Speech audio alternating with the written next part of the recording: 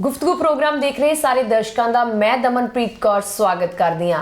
दर्शकों अज इस प्रोग्राम के असीं तुहाडे रूबरू करावांगे एडवोकेट सिमरनजीत कौर गिल होरां नूं जो कि हाल ही दे विच चाइल्ड कमीशन के मैंबर नियुक्त होए है।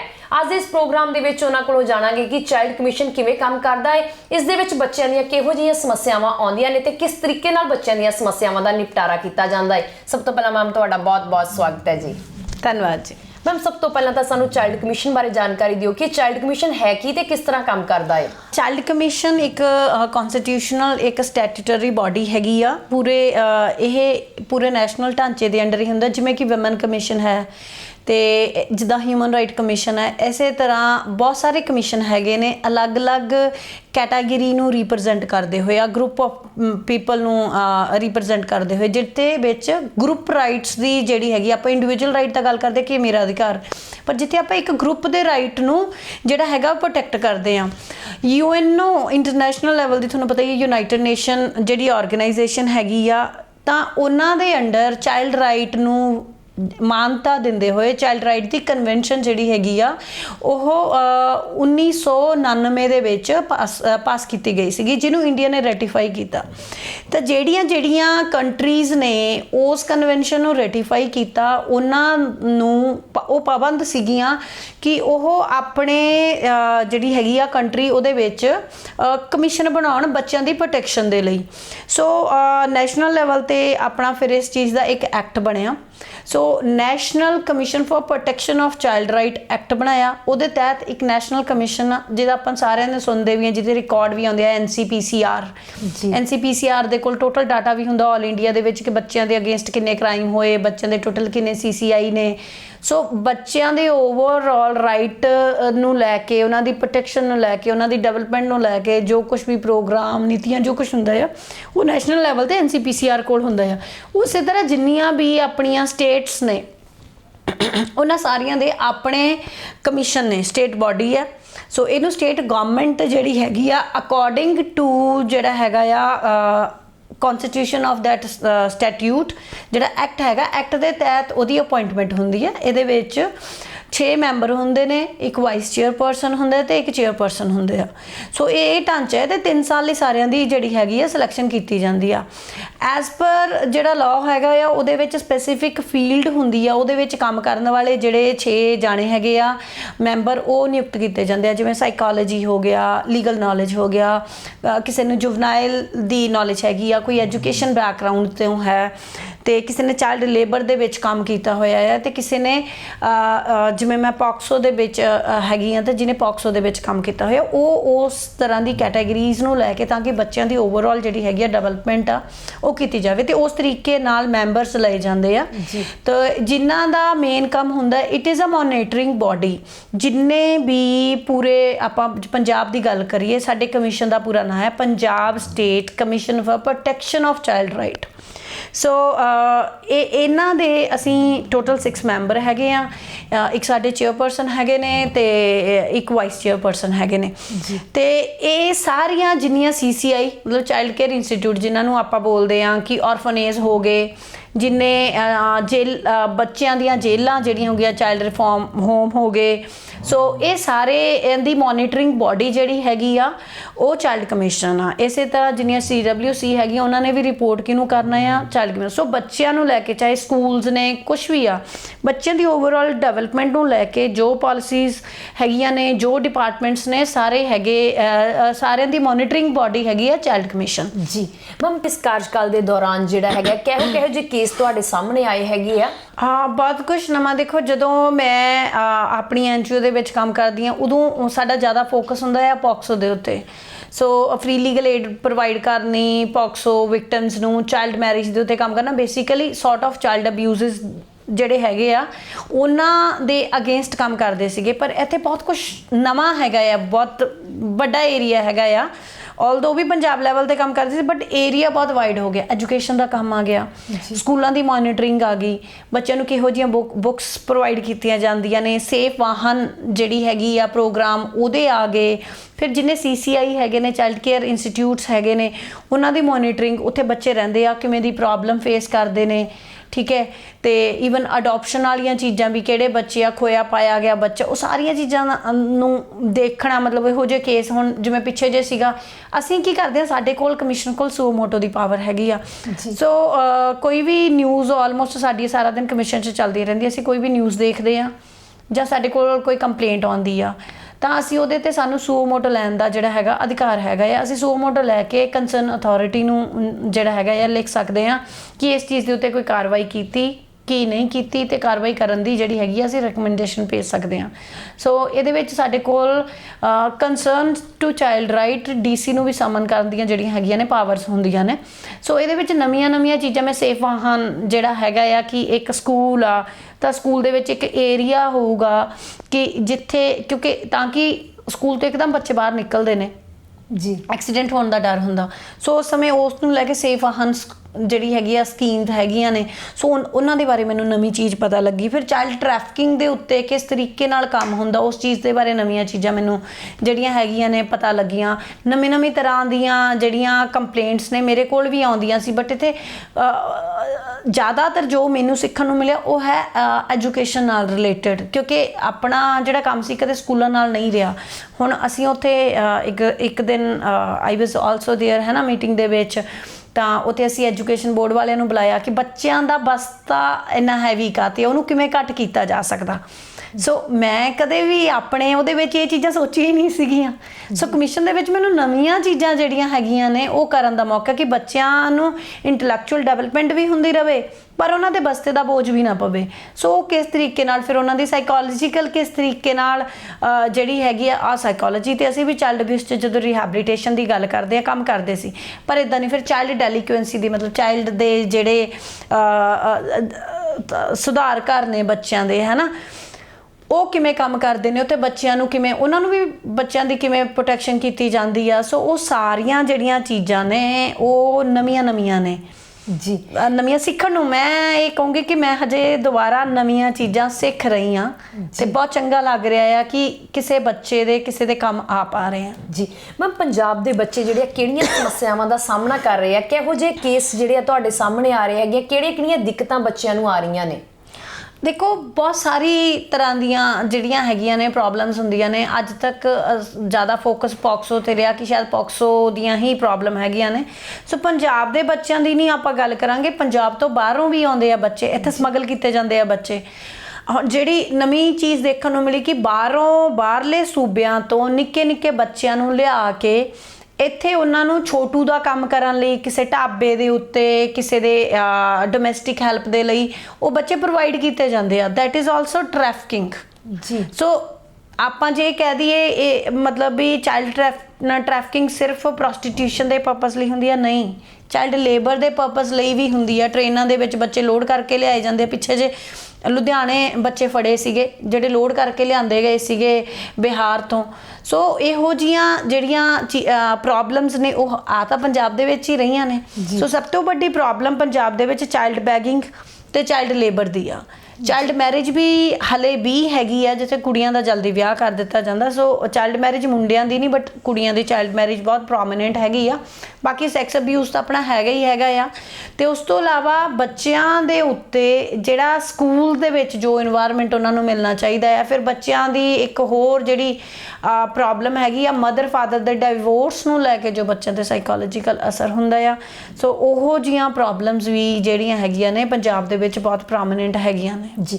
ਜਿਵੇਂ ਤੁਸੀਂ ਗੱਲ ਕੀਤੀ ਹੈਗੀ ਕਿ ਬੱਚਿਆਂ ਨੂੰ ਇੱਥੇ ਲਿਆ ਕੇ ਉਹਨਾਂ ਕੋਲੋਂ ਭੀਖ ਮੰਗਾਈ ਜਾਂਦੀ ਹੈਗੀ ਹੈ, ਇੱਕ ਕਾਫੀ ਵੱਡੇ ਪੱਧਰ ਦੀ ਸਮੱਸਿਆ ਹੈਗੀ ਹੈ। ਬਿਲਕੁਲ, ਕੱਲੀ ਭੀਖ ਨਹੀਂ ਮੰਗਾਈ ਜਾਂਦੀ, ਉਹਨਾਂ ਨੂੰ ਚਾਈਲਡ ਲੇਬਰ ਵੱਲ ਵੀ ਧੱਕਿਆ ਜਾਂਦਾ। ਇੱਕ ਤਾਂ ਭੀਖ ਮੰਗਾਉਣਾ ਹੋ ਗਿਆ ਕਿ ਬੱਚਿਆਂ ਨੂੰ ਲਾਤਾ ਤੇ ਬੱਚੇ ਇਨੋਸੈਂਟ ਨੇ, ਉਹਨਾਂ ਨੂੰ ਉਹ ਜੋ ਆਪਾਂ ਸਲਮ ਡੌਗ ਮੂਵੀ ਦੇ ਵਿੱਚ ਵੀ ਦੇਖਿਆ, ਦੈਟ ਇਜ਼ ਸੈਪਰੇਟ ਥਿੰਗ ਜੀ। ਤੁਸੀਂ ਆਮ ਦੇਖੋ ਕਿ ਰੋਡ ਸਾਈਡ ਢਾਬੇ ਹੁੰਦੇ ਨੇ, ਢਾਬਿਆਂ ਦੇ ਉੱਤੇ ਛੋਟਾ ਬੱਚਾ ਸਰਵਿੰਗ ਐਂਡ ਆਲ ਹੋਰ ਕੰਮਾਂ ਲਈ ਰੱਖਿਆ ਹੁੰਦਾ ਆ। ਸੋ ਇਹ ਵੀ ਚਾਈਲਡ ਲੇਬਰ ਆ। ਜੀ। ਸੋ ਸਬਜ਼ੀ ਵੇਚਣ ਵਾਲੇ ਦੇ ਨਾਲ ਬੱਚੇ ਲੱਗੇ ਹੋਏ ਆ, ਕੋਈ ਨਿੱਕੇ ਨਿੱਕੇ। ਸੋ ਇਹ ਚਾਈਲਡ ਟ੍ਰੈਫਿਕਿੰਗ ਦੇ ਥਰੂ ਬੱਚਿਆਂ ਨੂੰ ਚਾਈਲਡ ਲੇਬਰ ਵੱਲ ਧੱਕਿਆ ਜਾਂਦਾ ਆ ਜੀ। ਜਿਹੜੀ ਉਹਨਾਂ ਦੀ ਉਮਰ ਪੜ੍ਹਨ ਦੀ ਆ, ਪੜ੍ਹ ਲਿਖ ਕੇ ਕੁਝ ਬਣਨ ਦੀ ਆ, ਉਹਨਾਂ ਨੂੰ ਚਾਈਲਡ ਲੇਬਰ ਵੱਲ ਧੱਕਿਆ ਜਾਂਦਾ ਜੀ। ਜਿਵੇਂ ਕੋਈ ਇਨਸਾਨ ਵੇਖਦਾ ਹੈਗਾ ਹੈ ਕਿ ਕਿਸੇ ਬੱਚੇ ਤੋਂ ਚਾਈਲਡ ਲੇਬਰ ਕਰਵਾਈ ਜਾ ਰਹੀ ਹੈ ਜਾਂ ਉਹਦੇ ਤੋਂ ਜ਼ਬਰਦਸਤੀ ਭੀਖ ਮੰਗਵਾਈ ਜਾ ਰਹੀ ਹੈਗੀ ਹੈ, ਉਹ ਸਿੱਧਾ ਤੁਹਾਡੇ ਤੱਕ ਅਪਰੋਚ ਕਰ ਸਕਦਾ ਹੈ? ਬਿਲਕੁਲ ਕਰ ਸਕਦੇ ਆ। ਉਹ ਸਿੱਧੀ ਸਾਨੂੰ ਡਾਇਰੈਕਟ ਕੰਪਲੇਂਟ ਕਰ ਸਕਦੇ ਆ, ਸਾਡੇ ਈਮੇਲ ਆਈਡੀ ਦੇ ਉੱਤੇ ਕੰਟੈਕਟ ਕਰ ਸਕਦੇ ਆ, ਮੈਨੂੰ ਪਰਸਨਲੀ ਵੀ ਕਰ ਸਕਦੇ ਆ। ਮੈਂ ਉਹਨਾਂ ਦੀ ਰਿਪੋਰਟ ਅੱਗੇ ਮਤਲਬ ਕਮਿਸ਼ਨ 'ਚ ਦੇ ਕੇ, ਆਬਵੀਅਸ ਜੀ ਗੱਲ ਆ, ਕਮਿਸ਼ਨ ਦਾ ਮਤਲਬ ਹੈ ਕਿ ਅਸੀਂ ਇਕੱਠੇ ਫੈਸਲਾ ਲਵਾਂਗੇ, ਅਸੀਂ ਇੱਕ ਜਾਣਾ ਕੋਈ ਵੀ ਫੈਸਲਾ ਨਹੀਂ ਲਵਾਂਗੇ। ਕਮਿਸ਼ਨ ਦਾ ਮਤਲਬ ਹੀ ਇਹ ਹੁੰਦਾ, ਫੈਸਲਾ ਹਮੇਸ਼ਾ ਕਮਿਸ਼ਨ ਪੂਰਾ ਲੈਂਦਾ ਆ ਜੀ। ਠੀਕ ਹੈ। ਇਹ ਕੋਈ ਵਨ ਮੈਨ ਆਰਮੀ ਜਾਂ ਉਹੋ ਜੀ ਗੱਲ ਨਹੀਂ ਹੁੰਦੀ। ਆਬਵੀਅਸ ਜੀ ਗੱਲ ਆ, ਚੇਅਰ ਕਰ ਰਹੇ ਆ ਸਾਨੂੰ, ਬਟ ਹਮੇਸ਼ਾ ਵੋਟਿੰਗ ਸਿਸਟਮ ਦੇ ਉੱਤੇ ਹੁੰਦਾ ਆ। ਸੋ ਮੈਂ ਇਕੱਲੀ ਕੋਈ ਡਿਸੀਜਨ ਨਹੀਂ, ਮੈਂ ਇਸ ਚੀਜ਼ ਨੂੰ ਕਮਿਸ਼ਨ ਕੋਲ ਲੈ ਕੇ ਜਾਊਂਗੀ, ਦੈਨ ਕਮਿਸ਼ਨ ਦਾ ਉਸ ਉੱਤੇ ਡੈਫੀਨੇਟਲੀ ਕੁਝ ਗਲਤ ਹੋ ਰਿਹਾ ਤਾਂ ਪੋਜ਼ਿਟਿਵ ਰਿਸਪੌਂਸ ਹੋਏਗਾ। ਜੀ। ਜਿਵੇਂ ਤੁਸੀਂ ਗੱਲ ਕੀਤੀ ਕਿ ਕੋਈ ਵੀ ਇਨਸਾਨ ਜਿਹੜਾ ਸ਼ਿਕਾਇਤ ਕਰ ਸਕਦਾ ਹੈ, ਕਈ ਵਾਰੀ ਕੀ ਹੁੰਦਾ ਕਿ ਲੋਕ ਇਹ ਕਹਿੰਦੇ ਕਿ ਜੇ ਮੈਂ ਸ਼ਿਕਾਇਤ ਕਰੂੰਗਾ ਤਾਂ ਉਸ ਤੋਂ ਬਾਅਦ ਜਿਹੜਾ ਮੈਨੂੰ ਬਹੁਤ ਸਾਰੀਆਂ ਚੀਜ਼ਾਂ ਦੇ ਵਿੱਚੋਂ ਲੰਘਣਾ ਪਊਗਾ, ਹਨਾ, ਦਿੱਕਤਾਂ ਆ ਸਕਦੀਆਂ ਨੇ, ਜਾਂ ਮੈਨੂੰ ਉੱਥੇ ਵਾਰ-ਵਾਰ ਬੁਲਾਇਆ ਜਾ ਸਕਦਾ ਆ। ਇਹ ਚੀਜ਼ਾਂ ਹੁੰਦੀਆਂ ਨੇ ਕਿ ਨਹੀਂ? ਨਹੀਂ, ਇਹੋ ਜਿਹਾ ਐਕਚੁਅਲੀ ਦੇ ਵਿੱਚ ਕੁਝ ਨਹੀਂ ਹੁੰਦਾ ਹੈਗਾ। ਜਿੱਥੇ ਇਹੋ ਜਿਹੀ ਕੋਈ ਸ਼ਿਕਾਇਤ ਪਾਈ ਜਾਂਦੀ ਆ, ਬੱਚੇ ਨੇ ਰੈਂਡਮਲੀ ਕਿਸੇ ਨੇ ਆ ਕੇ ਰਿਪੋਰਟ ਕਰਤਾ ਕਿ ਉੱਥੇ ਇਦਾਂ ਹੋ ਰਿਹਾ ਸੀਗਾ, ਉਦੋਂ ਬਾਅਦ ਦੀ ਤਾਂ ਪੁਲਿਸ ਦੀ ਕਾਰਵਾਈ ਹੈ, ਉਹਨਾਂ ਨੇ ਅੱਗੇ ਦੀ ਦੇਖਣੀ ਹੈ ਨਾ ਵੀ ਕੀ ਹੋਇਆ ਜਿੱਥੇ ਸੋ ਮੋਟੋ ਲੈ ਲਿਆ। ਸੋ ਇਹੋ ਜਿਹਾ ਕੋਈ ਤੰਗ ਪਰੇਸ਼ਾਨ ਵਾਲੀ ਗੱਲ ਨਹੀਂ ਹੁੰਦੀ ਹੈਗੀ। ਇਹ ਸਮਾਜ ਦੀ ਜ਼ਿੰਮੇਵਾਰੀ ਹੈ ਕਿ ਇਸ ਜ਼ਿੰਮੇਵਾਰੀ ਨੂੰ ਸਮਝਿਆ ਜਾਵੇ। ਜੀ। ਜਿਵੇਂ ਤੁਸੀਂ ਗੱਲ ਕੀਤੀ ਕਿ ਤੁਸੀਂ ਕਾਫੀ ਲੰਬੇ ਅਰਸੇ ਤੋਂ ਜਿਹੜਾ ਹੈ ਬੱਚਿਆਂ ਦੇ ਹੱਕਾਂ ਦੀ ਗੱਲ ਕਰਦੇ ਆਏ ਹੋ, ਤੁਹਾਡੀ ਖੁਦ ਦੀ ਵੀ ਇੱਕ NGO ਸੀਗੀ, ਹਨਾ, ਜਦੋਂ ਤੁਸੀਂ ਉਸ NGO ਦੇ ਵਿੱਚ ਕੰਮ ਕਰਦੇ ਸੀਗੇ ਤਾਂ ਉਸ ਸਮੇਂ ਦੇ ਦੌਰਾਨ ਬੱਚਿਆਂ ਨੂੰ ਕਿਹੜੀਆਂ ਦਿੱਕਤਾਂ ਦਾ ਸਾਹਮਣਾ ਕਰਨਾ ਪੈਂਦਾ ਸੀਗਾ ਜੀ? ਦੇਖੋ, ਜਿਹੜੇ ਮੇਰੇ ਕੋਲ ਜ਼ਿਆਦਾ NGO ਦੇ ਕੋਲ ਕੇਸ ਆਉਂਦੇ ਹੁੰਦੇ ਸੀਗੇ, ਉਹ case child marriage plus POCSO ਦੇ ਜ਼ਿਆਦਾ ਹੁੰਦੇ ਸੀਗੇ, ਜਾਂ ਫਿਰ ਬ੍ਰੋਕਨ ਮੈਰਿਜਸ ਦੇ ਵਿੱਚੋਂ ਜਿਹੜੇ ਬੱਚਿਆਂ ਦੇ ਉੱਤੇ ਜੋ ਮੈਂਟਲ ਅਸਰ ਹੁੰਦਾ ਆ ਉਸ ਚੀਜ਼ ਦੇ ਹੁੰਦੇ ਸੀਗੇ। ਬਟ ਮੇਰੇ ਕੋਲ ਕਦੇ ਚਾਈਲਡ ਲੇਬਰ ਦੇ ਕੇਸਿਸ ਨਹੀਂ ਆਏ ਹੈਗੇ। ਉਹ ਸ਼ਾਇਦ ਜੋ ਸਪੈਸੀਫਿਕਲੀ ਉਸ ਚੀਜ਼ 'ਤੇ ਕੰਮ ਕਰਦੇ ਆ, ਚਾਈਲਡ ਬੈਗਿੰਗ ਮੈਂ ਜ਼ਰੂਰ ਫੜੇ ਸੀਗੇ, ਫਿਰ ਉਹਨਾਂ ਦੇ ਪੇਰੈਂਟਸ ਆ ਗਏ ਸੀਗੇ। ਉਸ ਚੀਜ਼ ਦੇ ਉੱਤੇ ਹਾਲੇ ਬਹੁਤ ਸਾਰਾ ਕੰਮ ਕਰਨ ਦੀ ਲੋੜ ਆ। ਸੋ ਉਮੀਦ ਹੈਗੀ ਆ 3 ਸਾਲ ਕਮਿਸ਼ਨ ਦੇ ਵਿੱਚ ਹੈਗੇ ਆ। ਸੋ ਉਹ ਸਾਰੇ ਚੀਜ਼ਾਂ ਜਿਨ੍ਹਾਂ ਤੱਕ ਮੇਰੀ NGO ਦੇ ਕਰਕੇ ਪਹੁੰਚ ਨਹੀਂ ਸੀਗੀ, ਕਿਉਂਕਿ ਏਰੀਆ ਵਾਈਡ ਨਹੀਂ ਸੀਗਾ, ਜਿਵੇਂ ਸੜਕਾਂ ਦੇ ਉੱਤੇ ਬੱਚਿਆਂ ਨੂੰ ਭੀਖ ਮੰਗਦੇ ਦੇਖਦੇ ਸੀ ਤਾਂ ਤਕਲੀਫ ਹੁੰਦੀ ਸੀ। ਸੋ ਉਹਨਾਂ ਨੂੰ ਕਿਵੇਂ ਕਵਰ ਕਰਨਾ, ਉਸ ਚੀਜ਼ ਦੇ ਉੱਤੇ ਹੁਣ ਉਹ 'ਤੇ ਪਲੈਨਿੰਗ ਚੱਲ ਰਹੀ ਆ। ਤੇ ਕਿਉਂਕਿ ਆਬਵੀਅਸ ਜੀ ਗੱਲ ਆ, ਸਿੱਧਾ ਕੋਈ ਵੀ ਐਕਸ਼ਨ ਨਹੀਂ ਹੁੰਦਾ, ਹਮੇਸ਼ਾ ਸਾਰਾ ਹੀ ਚੀਜ਼ਾਂ ਸੋਚਣੀਆਂ ਪੈਣਗੀਆਂ ਨਾ ਕਿ ਬੱਚਿਆਂ ਨੂੰ ਉਸ ਜਗ੍ਹਾ ਤੋਂ ਬਚਾ ਲਿਆ, ਫਿਰ ਬੱਚਿਆਂ ਨੂੰ ਲੈ ਕੇ ਕਿੱਥੇ ਜਾਣਾ ਆ, ਕਿੱਥੇ ਰੱਖਣਾ, ਫਿਰ ਉਹਨਾਂ ਦੀ ਸਾਂਭ ਸੰਭਾਲ ਕਿਵੇਂ ਕਰਨੀ, ਉਹ ਸਾਰੀਆਂ ਚੀਜ਼ਾਂ ਮੈਨੇਜ ਕਰਨੀਆਂ ਪੈਂਦੀਆਂ ਨੇ। ਕੋਈ ਵੀ ਚੀਜ਼ ਇੱਕਦਮ ਨਹੀਂ ਵੀ ਬੱਚੇ ਲੈ ਗਏ ਤੇ ਉਹਨਾਂ ਨੂੰ ਕਿਸੇ ਵੀ CCI, ਕਿਉਂਕਿ ਉਹਨਾਂ ਬੱਚਿਆਂ ਨੂੰ ਅਸੀਂ CCI ਜਿਹੜੇ ਆਮ ਹੈਗੇ ਉਹਨਾਂ 'ਚ ਵੀ ਨਹੀਂ ਭੇਜ ਸਕਦੇ, ਕਿਉਂਕਿ ਉੱਥੇ ਜਾ ਕੇ ਉਹ ਬੱਚਿਆਂ ਦਾ ਇਨਵਾਇਰਨਮੈਂਟ ਹੋਰ ਹੁੰਦਾ, ਉਹ ਬੱਚੇ ਪੜ੍ਹ ਰਹੇ ਹੁੰਦੇ ਆ, ਬੱਚੇ ਸੜਕਾਂ 'ਤੇ ਹੁੰਦੇ ਆ। ਸੋ ਜਿਹੜੇ ਸੜਕਾਂ ਵਾਲੇ ਬੱਚੇ ਨੇ ਤੇ ਉਹ ਪੜ੍ਹਨ ਵਾਲੇ ਬੱਚੇ ਆ, ਉਹ ਫਿਰ ਦੂਜੇ ਬੱਚਿਆਂ 'ਤੇ ਵੀ ਮਾੜਾ ਅਸਰ ਪੈ ਜਾਂਦਾ ਆ।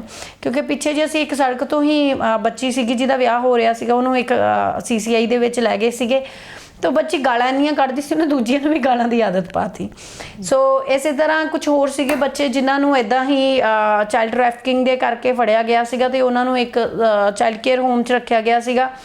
ਤੇ ਉਹਨਾਂ ਦੀ ਬਿਰਤੀ ਸੀਗੀ, ਉਹਨਾਂ ਨੂੰ ਆਜ਼ਾਦੀ ਪਸੰਦ ਸੀ, ਉਹ ਆਪ ਤਾਂ ਕੰਧਾਂ ਟੱਪੇ ਹੀ, ਨਾਲ ਉਹਨਾਂ ਨੇ ਹੋਰ ਬੱਚਿਆਂ ਨੂੰ ਵੀ ਕੰਧਾਂ ਟਪਾਈਆਂ। ਸੋ ਇਹ ਬਹੁਤ ਸਾਰੀਆਂ ਚੀਜ਼ਾਂ ਨੇ, ਪ੍ਰੀਵੈਂਟਿਵ ਮੈਜਰਮੈਂਟ ਲੈਣੇ ਪੈਂਦੇ ਆ ਕਿ ਉਹ ਬੱਚੇ ਵੀ ਸੇਫ ਰਹਿਣ ਤੇ ਉਹਨਾਂ ਦੇ ਨਾਲ ਕਿਸੇ ਹੋਰ ਬੱਚੇ ਦਾ ਵੀ ਨੁਕਸਾਨ ਨਾ ਹੋਵੇ। ਸੋ ਉਸ ਚੀਜ਼ ਦੀ ਪਲੈਨਿੰਗ ਚੱਲ ਰਹੀ ਆ ਤੇ ਮੇਰੇ ਕੋਲ ਉਹੀ ਕੰਮ ਆਉਂਦੇ ਸੀਗੇ, ਪਰ ਹੁਣ ਬਹੁਤ ਕੁਝ ਹੋਰ ਹੈਗਾ ਜਿਹੜਾ ਕਰਨ ਵਾਲਾ ਹੈਗਾ ਆ, ਜਿਹੜਾ ਕੀਤਾ ਜਾ ਸਕਦਾ ਹੈ। ਇੱਕ ਸਵਾਲ ਹੋਰ ਪੁੱਛਣਾ ਚਾਹਾਂਗੀ, ਜਿਹੜਾ ਇਹ ਕਮਿਸ਼ਨ ਹੈਗਾ ਇਸ ਦੇ ਵਿੱਚ ਜਿਹੜੇ ਮੈਂਬਰ ਕੰਮ ਕਰਦੇ ਆ ਜਾਂ ਚੇਅਰਪਰਸਨ ਹੈਗੇ ਆ, ਇਹ ਜਿਹੜਾ ਹੈਗਾ ਆ ਸੈਲਰੀ ਪਰਸਨਸ ਹੁੰਦੇ ਹੈਗੇ ਆ ਜਾਂ ਫਿਰ ਇੱਕ ਸਮਾਜ ਸੇਵਾ ਕੀਤੀ ਜਾਂਦੀ ਹੈ ਜੀ? ਆਪਾਂ ਜੇ ਆਪਣੇ ਪੰਜਾਬ ਦਾ ਦੇਖੀਏ, ਪੰਜਾਬ ਦੇ ਵਿੱਚ ਇਹ ਪਿਓਰ ਸੇਵਾ ਆ। ਪੰਜਾਬ ਦੇ ਵਿੱਚ ਇਹਦੀ ਕੋਈ ਸੈਲਰੀ ਨਹੀਂ ਹੁੰਦੀ ਹੈਗੀ। ਨੈਸ਼ਨਲ ਕਮਿਸ਼ਨ ਦੇ ਵਿੱਚ ਆਬਵੀਅਸਲੀ ਗੱਲ ਆ 2.5 ਲੱਖ ਦੇ ਨੇੜੇ ਤੇੜੇ ਮੈਂਬਰ ਦੀ ਤਨਖਾਹ ਹੈਗੀ ਆ, ਪ੍ਰੋਪਰ ਪ੍ਰਿੰਸੀਪਲ ਸੈਕਟਰੀ ਦੇ ਇਕੁਅਲ ਜੌਬ ਹੈਗੀ ਆ। ਸਾਡੇ ਕੋਲ ਪਾਵਰਸ ਹੁੰਦੀਆਂ ਨੇ ਤੇ ਸਾਡੇ ਕੋਲ ਸਟੇਟਸ ਹੈ, ਪਾਵਰ ਹੈ, ਬਟ ਇਹ ਸੈਲਰਾਈਜ਼ ਨਹੀਂ ਹੁੰਦਾ ਹੈਗਾ। ਤੇ ਇਸ ਕਰਕੇ ਮੈਂ ਆਪਣੀ ਜਿਹੜੀ ਹੈਗੀ ਆ ਰੂਟੀਨ ਪ੍ਰੈਕਟਿਸ ਨਾਲ ਦੀ ਨਾਲ ਕਰ ਰਹੀ ਹਾਂ। ਤੇ ਕੋਈ ਤਨਖਾਹ ਨਹੀਂ ਗੀ, ਇਹ ਤਾਂ ਮੈਨੂੰ ਇਹ ਆ ਕਿ ਸੇਵਾ ਕਰਨ ਦਾ ਮੌਕਾ ਮਿਲਿਆ ਆ। ਤਾਂ ਪੰਜਾਬ ਨਹੀਂ ਦਿੰਦਾ, ਦਿੱਲੀ ਕਮਿਸ਼ਨ ਵੀ ਤਨਖਾਹ ਦਿੰਦਾ ਆ, ਕੁਝ ਕਮਿਸ਼ਨ ਤਨਖਾਹ ਦਿੰਦੇ ਆ। ਸ਼ਾਇਦ ਸਾਡੇ ਹਜੇ ਪੰਜਾਬ ਦਾ ਜਿਹੜਾ ਬਜਟ ਹੈਗਾ ਇੰਨਾ ਨਹੀਂ ਹੈਗਾ ਕਿ ਕਮਿਸ਼ਨ ਦੇ ਮੈਂਬਰਸ ਨੂੰ ਤਨਖਾਹ ਦਿੱਤੀ ਜਾਵੇ। ਹਾਂ ਠੀਕ ਆ, ਤਨਖਾਹ ਹੋਏਗੀ, ਸ਼ਾਇਦ ਉਹ ਬੰਦਾ ਟੋਟਲੀ ਫੋਕਸ ਕਰਕੇ ਜ਼ਿਆਦਾ ਹੋਰ ਕੰਮ ਕਰ ਸਕਦਾ ਆ, ਪਰ ਮੈਨੂੰ ਲੱਗਦਾ ਆ ਕਿ ਜਿਨ੍ਹਾਂ ਨੇ ਸੇਵਾ ਕਰਨੀ ਆ ਉਹਨਾਂ ਲੋਕਾਂ ਦੀ ਇੱਥੇ ਜ਼ਿਆਦਾ ਲੋੜ ਆ। ਬਾਕੀ ਹਲੇ ਬਹੁਤ ਸਾਰੀਆਂ ਚੀਜ਼ਾਂ ਨੇ ਜਿਹੜੀਆਂ ਓਵਰਆਲ ਸੁਪਰੀਮ ਕੋਰਟ ਨੇ ਵੀ ਦੇਖਿਆ। ਸਾਰੇ ਭਾਰਤ ਦੇ ਕਮਿਸ਼ਨਸ ਦੇ ਵਿੱਚ ਹੀ ਆਪਾਂ ਦੇਖ ਲਈਏ ਕਿ ਇੱਥੇ ਅਪਾਇੰਟਮੈਂਟ ਜ਼ਿਆਦਾਤਰ ਪੋਲੀਟੀਕਲ ਰੀਜ਼ਨਸ ਕਰਕੇ ਹੁੰਦੀ ਆ। ਕਿਸੇ ਪਾਰਟੀ ਦੇ ਬੰਦੇ ਨੇ, ਜਿਹੜੀ ਰੂਲਿੰਗ ਪਾਰਟੀ ਹੁੰਦੀ ਉਹ ਆਪਣੇ ਬੰਦਿਆਂ ਨੂੰ ਲਗਾ ਦਿੰਦੇ ਆ। ਈਵਨ ਮੇਰੇ ਲਈ ਵੀ ਇਟ ਵਾਸ ਵੈਰੀ ਸ਼ੌਕਿੰਗ ਜਦੋਂ ਮੇਰੀ ਅਪਾਇੰਟਮੈਂਟ ਹੋਈ। ਮੈਨੂੰ ਯਕੀਨ ਨਹੀਂ ਸੀਗਾ ਕਿ ਮੇਰੀ ਅਪਾਇੰਟਮੈਂਟ ਹੋ ਗਈ ਆ। ਮੈਨੂੰ ਉਹਨਾਂ ਦੀ ਕਾਲ ਆਈ ਕਿ ਵੀ ਤੁਹਾਡੀ ਅਪਾਇੰਟਮੈਂਟ ਹੋ ਗਈ ਹੈ। ਮੇਰੇ ਲਈ it was shocking because I never supported Aam Aadmi Party. So I appreciate the government and I am very thankful ਕਿ ਉਹਨਾਂ ਨੇ ਮੇਰਾ ਕੰਮ ਦੇਖ ਕੇ ਮੇਰੀ ਅਪਾਇੰਟਮੈਂਟ ਕੀਤੀ, ਨਾ ਕਿ ਉਹਨਾਂ ਨੇ, ਜਦ ਕਿ ਮੈਂ ਤਾਂ ਓਬਵੀਅਸਲੀ ਗੱਲ ਆ ਕਿਸੇ ਹੋਰ ਪਾਰਟੀ ਦੇ ਵਿੱਚ ਪਹਿਲਾਂ ਰਹੀ ਹਾਂ। ਸੋ ਮੈਂ ਕਦੇ ਵੀ ਪਾਰਟੀ ਨੂੰ ਨਹੀਂ ਸਪੋਰਟ ਕੀਤੀ ਤੇ ਮੈਂ ਇਲੈਕਸ਼ਨ ਦੇ ਵਿੱਚ ਵੀ ਕਿਸਾਨਾਂ ਨੂੰ ਸਪੋਰਟ ਕੀਤੀ ਸੀਗੀ। ਸੋ ਵੈਰੀ ਐਪਰੀਸ਼ੀਏਬਲ ਕਿ ਉਹਨਾਂ ਨੇ ਮੈਂ ਬਟ ਅਪਲਾਈ ਕੀਤਾ ਸੀਗਾ ਔਰ ਬਟ ਮੈਨੂੰ ਉਮੀਦ ਨਹੀਂ ਸੀਗੀ ਕਿਉਂਕਿ ਮੈਨੂੰ ਇੰਨੀ ਜ਼ਰੂਰ ਸੀਗੀ ਵੀ ਸ਼ਾਇਦ ਇਹ ਗਵਰਨਮੈਂਟ ਕੁਝ ਡਿਫਰੈਂਟ ਕਰਨਗੇ। ਜੀ ਆ ਰੇ ਆਫ ਹੋਪ ਮੈਨੂੰ ਸੀਗੀ ਕਿ ਮੇਰੀ ਸਿਲੈਕਸ਼ਨ ਹੋ ਸਕਦੀ ਆ, ਬਟ ਮੈਨੂੰ ਉਮੀਦ ਨਹੀਂ ਸੀਗੀ ਕਿ ਔਰ ਮੈਨੂੰ ਜਦੋਂ ਕਾਲ ਵੀ ਆਈ ਤੇ ਮੈਂ ਕਿਹਾ ਜਦ ਤੱਕ ਮੈਂ ਆਪਣੀ ਲੈਟਰ ਨਹੀਂ ਦੇਖ ਲੈਂਦੀ ਅਪਾਇੰਟਮੈਂਟ ਦੀ ਦੈਨ ਉਨੀ ਦੇਰ ਤੱਕ ਮੈਂ ਟਰਸਟ ਨਹੀਂ ਕਰੂੰਗੀ ਕਿ ਮੇਰੀ ਅਪਾਇੰਟਮੈਂਟ ਹੋ ਗਈ ਆ। ਕਿਉਂਕਿ ਇੱਕ ਇਨਸਾਨ ਜੋ ਸਿਰਫ ਨਿਰੋਲ ਸੋਸ਼ਲ ਵਰਕ ਕਰ ਰਿਹਾ, ਜਿਹਦਾ ਕਿਸੇ ਪੋਲੀਟੀਕਲ ਪਾਰਟੀ ਨਾਲ ਲਿੰਕ ਨਹੀਂ ਹੈਗਾ ਤੇ ਨਾ ਹੀ ਉਹ ਕਿਸੇ ਨੂੰ ਕੋਈ ਫੰਡਿੰਗ ਕਰ ਸਕਦਾ ਹੈ, ਨਾ ਕੋਈ ਬਹੁਤ ਵੱਡੀ ਮਤਲਬ ਮੋਟੀ ਸਾਮੀ ਹੈ, still appointment. So it was a great opportunity ਜਿਹੜੀ ਇੱਕ ਉਹਨਾਂ ਨੇ ਮੇਰੇ ਸਿਰਫ ਕੰਮ ਨੂੰ ਦੇਖ ਕੇ ਮੈਨੂੰ ਦਿੱਤੀ ਆ। ਉਹਦੇ ਲਈ ਮੈਂ ਥੈਂਕਫੁਲ ਆ। ਈਵਨ ਸਾਡੇ ਚੇਅਰਪਰਸਨ ਸਰ ਵੀ, he is also very good person ਤੇ ਉਹਨਾਂ ਦੇ ਅੰਦਰ ਵੀ ਪੂਰੀ ਜ਼ੀਲ ਹੈਗੀ ਹੈ। ਈਵਨ ਸਾਡੇ ਮਿਨਿਸਟਰ ਸਾਹਿਬ ਵੀ, she is also very good. ਉਹ ਇਸ ਚੀਜ਼ ਦੇ ਵਿੱਚ ਫੁੱਲ ਇੰਟਰਸਟ ਲੈਂਦੇ ਨੇ। ਸ਼ਾਇਦ ਉਹਨਾਂ ਨੇ ਇਸੇ ਲਈ ਹੀ ਸਿਲੈਕਸ਼ਨ ਕੀਤੀ ਹੋਵੇ, ਇਸੇ ਲਈ ਹੀ ਅਪਾਇੰਟਮੈਂਟ ਕੀਤੀ ਹੋਵੇ। ਸੋ ਉਮੀਦ ਤਾਂ ਹੈਗੀ ਆ ਵੀ ਹੁਣ ਇਹ ਜਿਹੜੇ ਕਮਿਸ਼ਨ ਹੈਗੇ ਆ ਇਹ ਪੋਲੀਟੀਕਲ ਹੱਥਾਂ ਦੀ ਕਠਪੁਤਲੀ ਹੋਣ ਦੀ ਜਗ੍ਹਾ ਦੇ ਉੱਤੇ ਇਹਨਾਂ ਦੀਆਂ ਜਿਹੜੀਆਂ ਸਿਲੈਕਸ਼ਨਸ ਨੇ ਉਹ ਕਾਬਲੀਅਤ ਨੂੰ ਲੈ ਕੇ ਹੀ ਹੋਣਗੀਆਂ ਇਨ ਫਿਊਚਰ ਵੀ। ਜੀ ਅਖੀਰ ਦੇ ਵਿੱਚ ਸਾਡੇ ਦਰਸ਼ਕਾਂ ਨੂੰ ਕੀ ਕਹਿਣਾ ਚਾਹੋਗੇ? ਮੈਂ ਦਰਸ਼ਕਾਂ ਨੂੰ ਇਹ ਕਹਿਣਾ ਚਾਹੂੰਗੀ ਕਿ ਅੱਗੇ ਮੈਂ ਤੁਹਾਡੇ ਨਾਲ ਹਮੇਸ਼ਾ ਐਜ਼ ਅ ਐਡਵੋਕੇਟ ਜਾਂ president of fight for right ਗੱਲ ਕਰਦੀ ਸੀ। ਹੁਣ ਮੈਂ ਫਾਈਟ ਫॉर ਰਾਈਟ ਦੀ ਪ੍ਰੈਜ਼ੀਡੈਂਟ ਨਹੀਂ ਹੈਗੀ। Now I am just founder and former president of fight for right. ਪਰ ਮੈਂ ਹੁਣ ਇੱਕ ਬੜੇ ਪ੍ਰਸਟੀਜ ਕਮਿਸ਼ਨ ਹੈਗਾ ਆ ਜਿਹੜਾ ਬੱਚਿਆਂ ਦੇ ਹੱਕਾਂ ਲਈ ਕੰਮ ਕਰਦਾ, ਜੋ ਇੱਕ ਸੌਰਟ ਆਫ ਮੇਰਾ ਇਹ ਕਹਿ ਲਓ ਕਿ ਸੁਪਨਾ ਸੀ ਕਿ ਮੈਂ ਆਪਣੀ ਜ਼ਿੰਦਗੀ ਦਾ ਜਿਹਦਾ ਮਕਸਦ ਆ, ਮੇਰੀ ਜ਼ਿੰਦਗੀ ਦਾ ਮਕਸਦ ਸੀ ਬੱਚਿਆਂ ਲਈ ਕੰਮ ਕਰਨਾ ਤੇ ਉਹ ਕਰਨ ਦਾ ਹੁਣ ਮੈਨੂੰ ਵੱਡੇ ਲੈਵਲ ਦੇ ਉੱਤੇ ਮੌਕਾ ਮਿਲਿਆ ਆ। ਸੋ ਤੁਹਾਡੇ ਨੇੜੇ ਤੇੜੇ ਕਿਤੇ ਵੀ ਤੁਹਾਨੂੰ ਲੱਗਦਾ ਕਿਤੇ ਵੀ ਬੱਚਿਆਂ ਦੇ ਅਧਿਕਾਰਾਂ ਦਾ ਜਿਹੜੀ ਉਲੰਘਣਾ ਹੋ ਰਹੀ ਆ, ਤੁਸੀਂ ਬੇਝਿਜਕ ਕਿਸੇ ਵੀ ਸਮੇਂ ਮੈਨੂੰ ਕੰਟੈਕਟ ਕਰ ਸਕਦੇ ਹੋ। ਬੱਚਿਆਂ ਦੇ ਰਾਈਟਸ ਦੇ ਲਈ ਮੈਂ 24/7 ਅਵੇਲੇਬਲ ਆ ਤੇ ਓਬਵੀਅਸਲੀ ਗੱਲ ਆ, ਮੈਂ ਪਹਿਲਾਂ ਵੀ ਫ੍ਰੀ ਲੀਗਲ ਏਡ ਬੱਚਿਆਂ ਦੇ ਕੇਸਿਸ ਦੇ ਵਿੱਚ ਪ੍ਰੋਵਾਈਡ ਕਰਦੀ ਸੀ। ਹੁਣ ਮੈਂ ਬੱਚਿਆਂ ਦੇ ਕੇਸਿਸ ਦੇ ਵਿੱਚ ਲੀਗਲ ਏਡ ਤਾਂ ਉਨੀ ਦੇਰ ਨਹੀਂ ਪ੍ਰੋਵਾਈਡ ਕਰ ਸਕਦੀ ਕਿਉਂਕਿ ਉਹ ਬਾਇਸਡ ਹੋ ਜਾਂਦਾ ਆ, ਬਟ ਜੋ ਅਥਾਰਟੀ ਦੇ ਤੌਰ ਤੇ ਜਿੱਥੇ ਵੀ ਜੈਨੂਅਨ ਕੇਸਿਸ ਹੈਗੇ ਆ, ਬੱਚੇ ਦੇ ਨਾਲ ਕੁਝ ਗਲਤ ਹੋ ਰਿਹਾ, ਉੱਥੇ ਹਮੇਸ਼ਾ ਬੱਚਿਆਂ ਦੇ ਨਾਲ ਖੜੀ ਆ। ਜੀ ਤੁਸੀਂ ਆਪਣਾ ਕੀਮਤੀ ਸਮਾਂ ਦਿੱਤਾ, ਤੁਹਾਡਾ ਬਹੁਤ ਬਹੁਤ ਧੰਨਵਾਦ ਜੀ। ਥੈਂਕ ਯੂ ਜੀ। ਦਰਸ਼ਕੋ ਵਾਕਈ ਜੇਕਰ ਕੋਈ ਕਮਿਸ਼ਨ ਬਣਦਾ ਆ ਉਹ ਇਸੇ ਲਈ ਬਣਾਇਆ ਜਾਂਦਾ ਹੈ ਕਿ ਜੋ ਲੋਕ ਨੇ ਉਹਨਾਂ ਦੇ ਅਧਿਕਾਰ ਜਿਹੜੇ ਆ ਉਹ ਬਚੇ ਰਹਿਣ, ਉਹਨਾਂ ਦੇ ਜਿਹੜੇ ਅਧਿਕਾਰਾਂ ਦਾ ਘਾਣ ਹੁੰਦਾ ਆ ਉਸ ਨੂੰ ਖਤਮ ਕੀਤਾ ਜਾ ਸਕੇ। ਅਸੀਂ ਉਮੀਦ ਕਰਦੇ ਹਾਂ ਕਿ ਜਿਹੜਾ ਚਾਈਲਡ ਕਮਿਸ਼ਨ ਹੈ ਇਹ ਵੀ ਬੱਚਿਆਂ ਦੇ ਅਧਿਕਾਰਾਂ ਦੀ ਰੱਖਿਆ ਕਰਦਾ ਰਹੇਗਾ। ਇਸ ਆਸ ਦੇ ਨਾਲ ਹੁਣ ਮੈਨੂੰ ਦਮਨਪ੍ਰੀਤ ਨੂੰ ਦਿਓ ਆ ਗਿਆ। ਧੰਨਵਾਦ।